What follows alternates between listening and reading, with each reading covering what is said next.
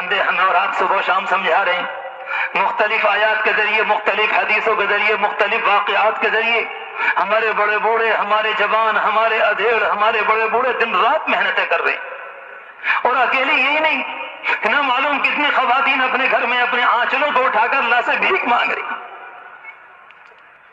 اللہ اس مجمع کی لاج رکھ لے۔ کل ہی مجھے پتا چلا، ایک آدمی نے اگر مجھ سے کہا کہ میرے گھر کے اندر ایک عورت نے آپ کے اجتماع کے لیے 11 مہینے سے روزے رکھے،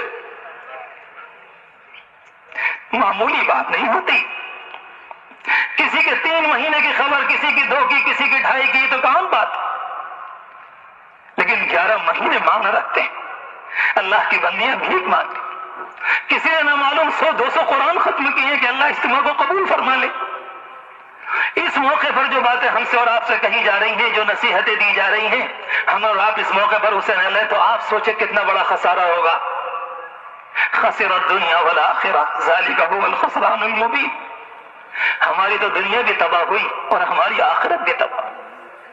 لہذا اس موقع سے فائدہ اٹھانے کے لیے پہلی بات یہ کہ اللہ تبارک و تعالیٰ کی ذات کے اوپر جس ایمان کا مطالبہ کیا جا رہا ہے، جس کو بتلایا جا رہا ہے، سمجھایا جا رہا ہے، ہمارے حضرت جی دامت برکاتہم نے کتنی محنت سے شفقت اور پیار، مجسم شفقت بن کر کس طرح سے ہمارے اور آپ کے سامنے لگتا ہے اپنے دل کو کھول کر رکھتے ہیں۔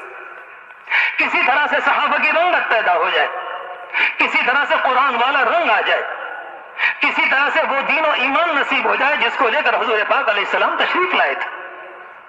کوشش کی جا رہی ہے اس بات کی ہر دن جب یہاں